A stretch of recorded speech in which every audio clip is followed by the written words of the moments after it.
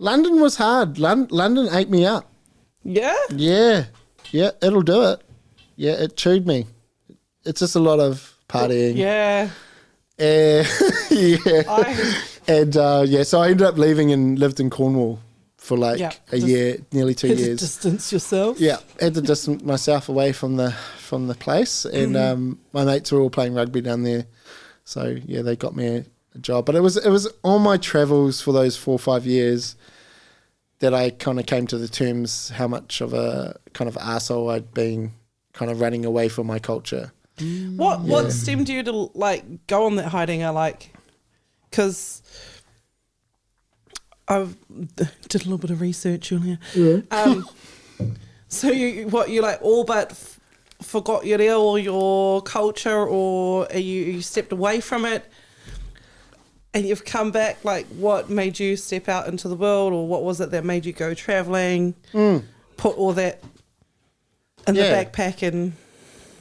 Yeah, well, I've told this story a bit, but yeah, at the age of 14, I made a conscious decision just to stop being Māori. Okay. In my head. Okay. Yeah, that's how... and that was it, and that was enough to push you? Yeah, it was. It was, in third form, I kind of was doing School C Māori. Yeah. Was first in my class. They wanted me to do bursary in fourth form. And I was just like... Oh, yeah, not into it. I don't want to be that. I don't want to be pigeonholed as that kid. The token. So, yeah. So I kind of stepped out for probably the next 12 years. Oh, wow. Yeah. How were those 12 years? You travelled for 5 of them? Yeah, travelled for 5 of them. Finished uni, came out in the middle of a recession in 2008. And there were no jobs. So I was like, fuck this. I'm going to Aussie. So I went to Aussie, a lot of Mozzies went, and painted some houses.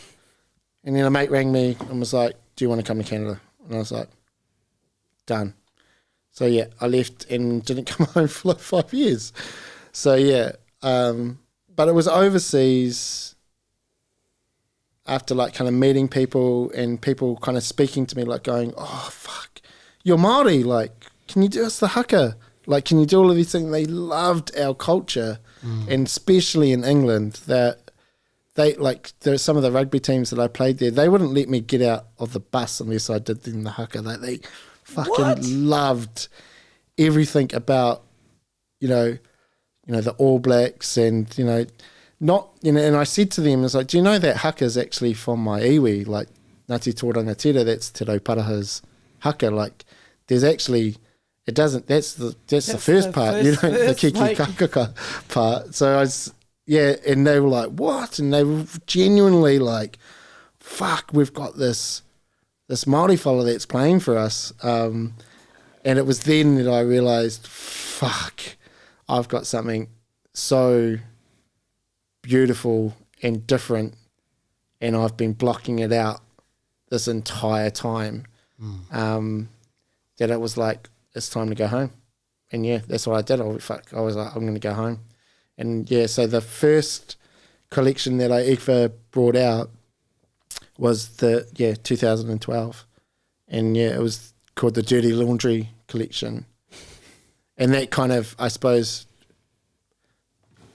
you just propelled me into this world of art.